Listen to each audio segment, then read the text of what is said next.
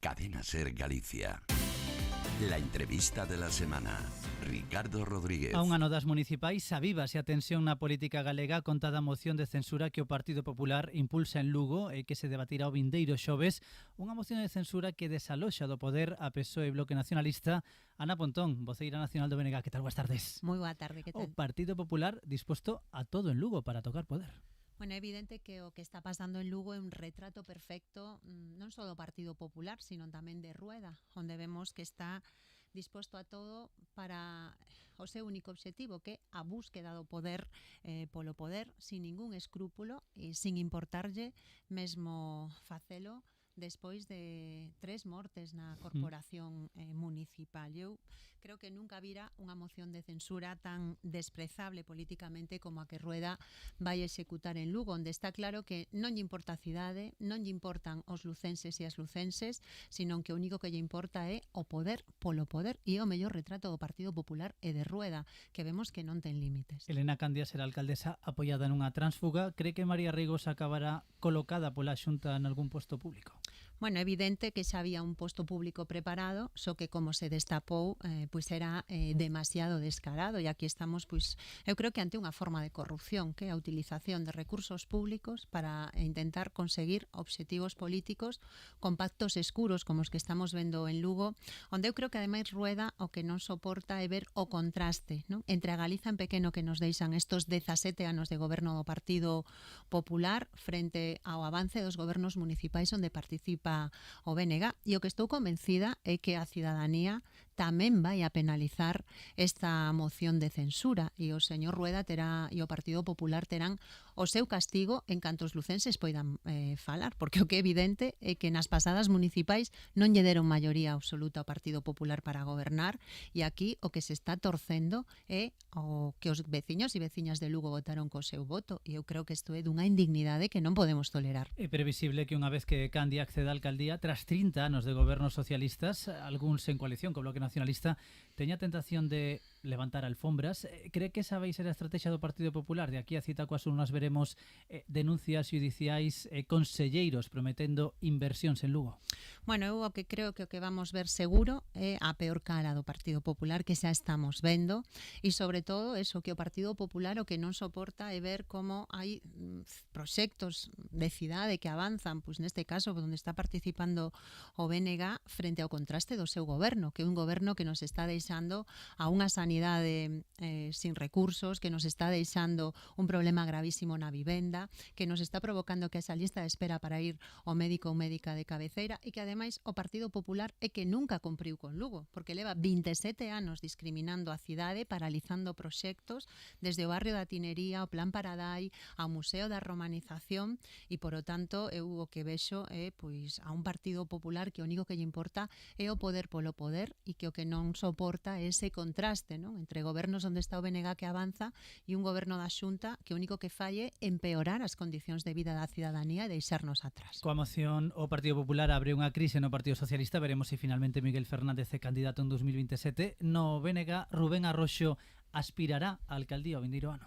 Bueno, como tú sabes, non somos unha organización democrática, é a militancia quen decide, pero eu estou absolutamente convencida, bueno, pues de que Rubén Arroxo é a mellor aposta que nos temos en Lugo, e o que temos moi claro é que vamos a ir a por todas nesas eleccións, que Rubén vai a ser un gran candidato e a participar, non, pues dese proceso, e en todo caso vamos a ir a pola alcaldía e sobre todo a devolverlle a dignidade e o futuro a Lugo frente a unha moción de censura que eu creo que é o máis desprezable políticamente que levo visto nos últimos anos. Sería un erro que Arroxo non fose candidato? Bueno, insisto, isto vai a ser unha cuestión que decida o BNG. Nos, en todo caso, estamos traballando por e para Lugo, igual que estamos traballando por e para Galiza, para darlle unha alternativa frente a un Partido Popular que o que único que nos está demostrando é que non ten nin proxecto social nin proxecto económico, non? O seu gran proxecto era Altri, unha macrocelulosa do século pasado, cando que necesita o noso país son políticas do século XXI, industrias que realmente nos respeten o medio ambiente e que sexan industrias de vanguarda. Con esta e outras mocións, o Partido Popular busca ter máis cerca a Deputación de Lugo. Dan por descontado que será complicado revalidar o goberno no ente provincial, tamén marcado este mandato polo escándalo Tomé. Bueno, o que creo é que o que pase na Deputación vai saber en función do que pase nas próximas eleccións municipais, nas que eu penso que sobre todo non só en Lugo, sino no conxunto do país, o que vamos a ver é como hai un crecemento moi importante do BNG que lle vai a frear os pés a un Partido Popular que claramente está en horas baixas. Queda un ano para esas municipais. Con que resultado se daría por satisfeita? Bueno, unha sempre quere máis.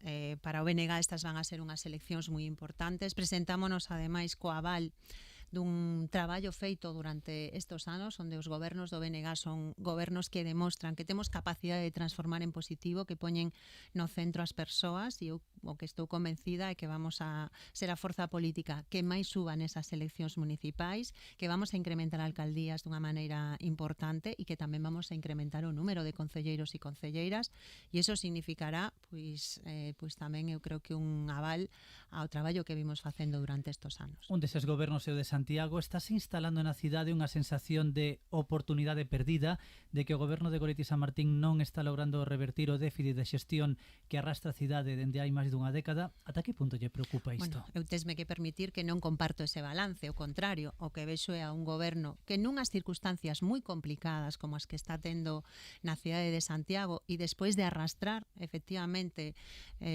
diría que 12 anos onde hubo problemas moi evidentes na cidade, Goretti está conseguindo darlle a volta a unha situación que era moi difícil nun contexto bastante complicado. E aí están cuestións pois como proxectos que levaban moito tempo atascados, no? Aquí pois no Peleteiro, proxectos como a depuradora, onde vemos como hai un deseño para reurbanizar todo o que é o centro, o centro histórico da cidade, na Virxe da Cerca ou tamén pois digamos no ensanche compostelano que levaba moitos anos paralizado, e con unha alcaldesa que está demostrando que ten talante, que ten visión de futuro e que é unha gran xestora. Fíxese, eu decía da xestión que ven arrastrando durante unha década, porque está xa prácticamente encarando a recta final deste mandato. En Santiago seguimos sen novo contrato de autobuses, sen contrato de augas, sen as licencias de taxi prometidas, con menos turistas que en anos anteriores. Vostede está satisfeita coa imaxe que se está trasladando dende o goberno da cidade? Non cambiaría nada? Bueno, un sempre ten que aspirar a que as cousas melloren, pero que é evidente que nestos anos a cidade de Santiago mellorou moito grazas á xestión que está facendo o BNG, e a pesar de que o Partido Popular e tamén outras forzas políticas que operan na cidade están intentando boicotear a cidade. E eu creo que eso é o grave. E a pesar de eso, pois acabamos de ver, por exemplo, non, como se consigue a declaración de zona tensionada, que é unha medida importante para mellorar a vida das persoas nun tema tan grave como é o tema do acceso á vivenda. Por certo, facendo o que a Xunta non fai. Porque o Concello de Santiago está facendo o traballo que o goberno galego non fai, que podía declarar zonas tensionadas sin que yo reclamen os concellos. E en Santiago o que vemos é un goberno que nos fixo perder un ano. E evidentemente non nos lo está facendo perder só en Santiago, sino que quen ten as responsabilidades políticas de vivenda é a Xunta de Galiza. E levamos 2 anos de promesas, pero a realidade é que cada vez é máis difícil acceder a unha vivenda.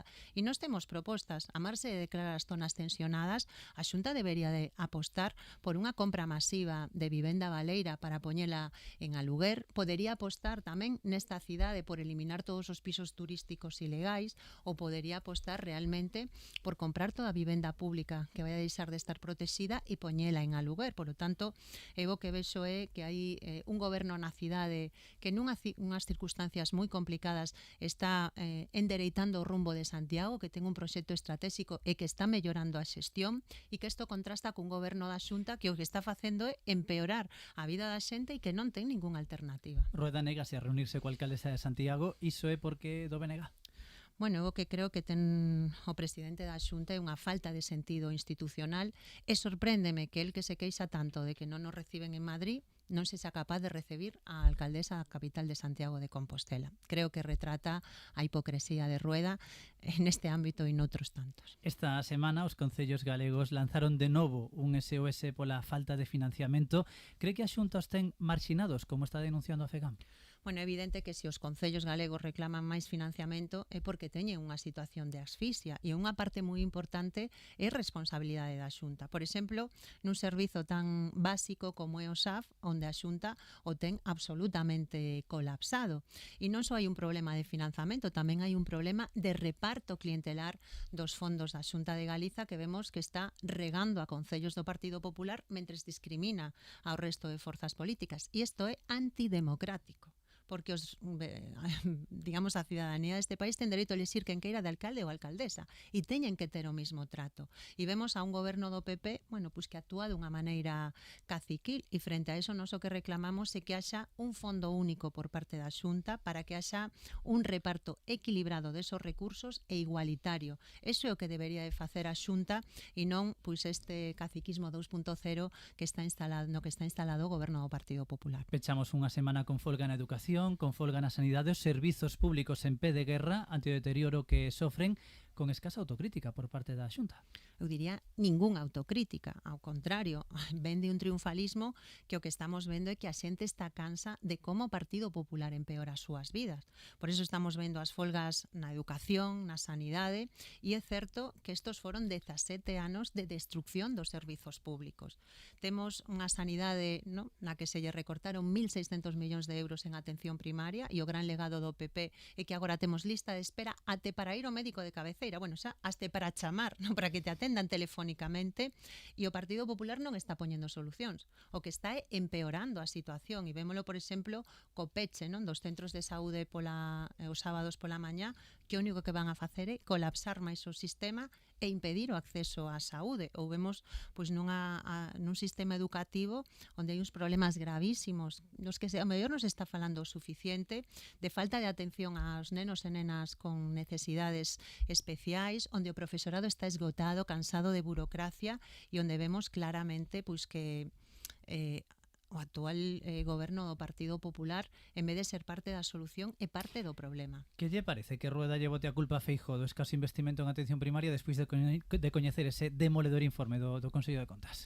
Bueno, eu quero lembrar que Rueda era o número 2 de Feijóo, que leva na Xunta 17 anos e que é corresponsable das políticas que levou adiante o goberno do Partido Popular.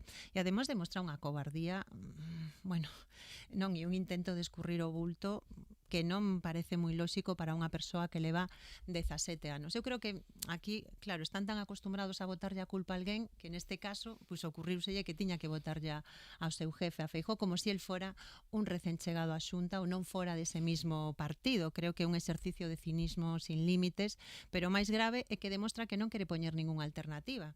Nos estamos pedindo un plan de choque en atención primaria, que se contraten psicólogos e psicólogas, que se poñan máis recursos, non, pois para atender os problemas de saúde da xente. E o que está facendo o señor Rueda é xusto o contrario, non? Aplicar a tesoira e, eso sí, privatizar, porque sabemos que deteriorar a sanidade pública o que fai é beneficiar a privada. Por certo, sabe que o Conselleiro de Educación di que a UPG é a que está a levar os mestres á rúa, a esas folgas convocadas durante todo este curso escolar.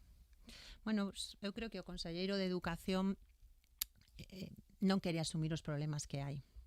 E o problema é que debería de escoitar o que lle están dicindo a parte máis importante do noso sistema educativo, que son os mestres e as mestras, os profesores e as profesoras, que lle están reclamando non só melloras laborais, sino tamén que se atendan ben as necesidades que ten o ensino público, porque é evidente que a mellor inversión que podemos facer como sociedade é invertir nunha educación de calidade, porque eso é garantizar que as xeracións futuras van ter a mellor formación e van a poder seguir aportándolle ao noso país, non? O que é evidente que hai un problema moi grave no noso sistema educativo. A xente non fai folga por deporte, que está perdendo cartos do seu salario, e cando vai a unha folga é porque hai un problema moi grave, e durante todos estes anos eu creo que os profesores e as profesoras estiveron aguantando do sistema, aguantando dos recortes, e chega un punto no que din basta xa.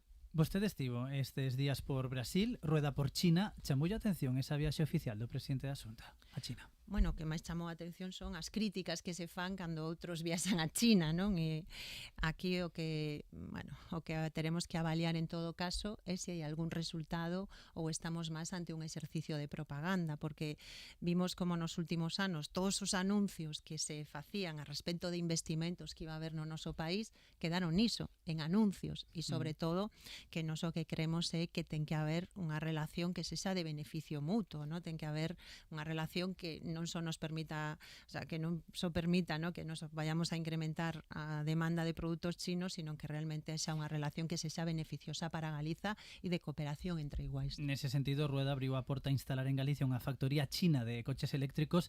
Desta vez será unha realidade?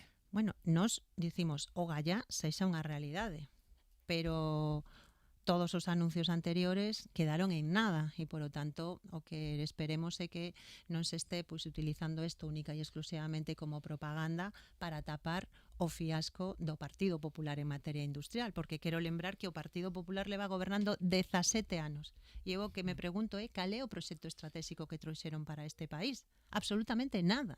É que non hai ningún proxecto estratégico. A súa única gran aposta era Altri, que afortunadamente a cidadanía coa súa movilización conseguiu paralizar. Recordalle a Pemex?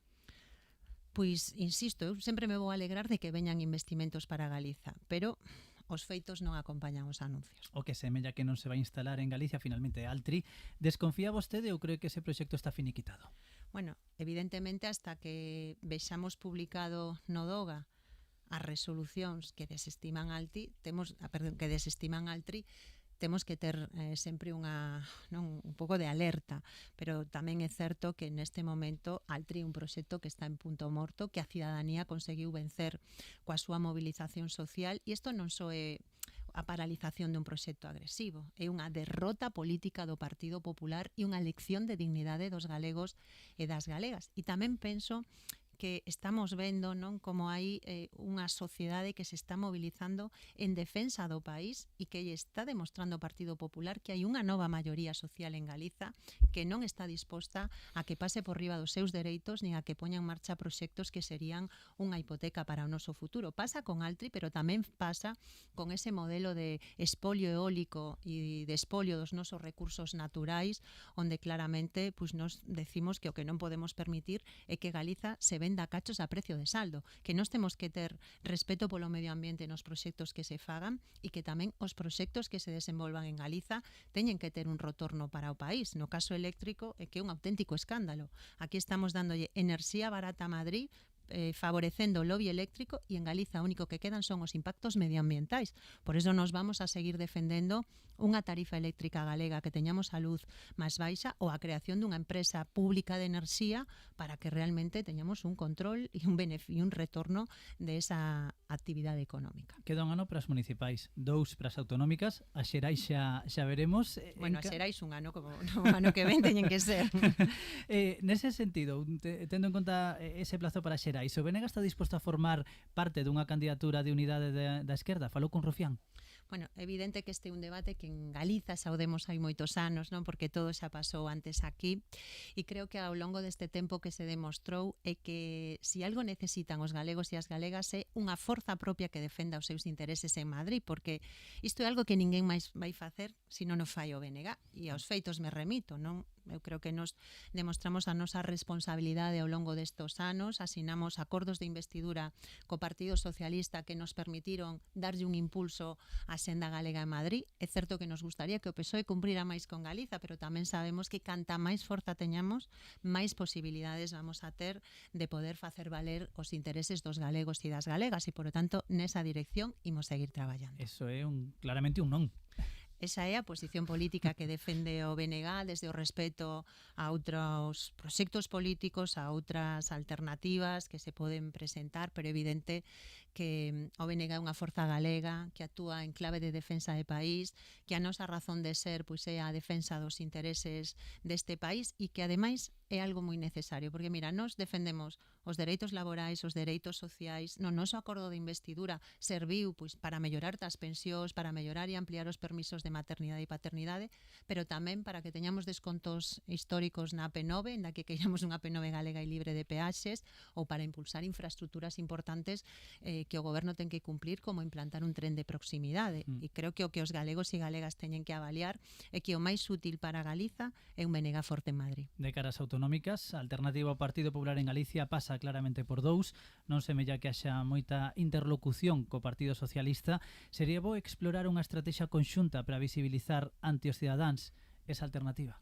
Bueno, eu creo que é evidente que hoxe en Galiza a cidadanía ve que o cambio pasa polo BNG e nos acollemos esa responsabilidade traballando non só para denunciar o que o Partido Popular fai mal, sino actuando xa como un verdadeiro goberno alternativo e ante cada crítica poñendo unha proposta.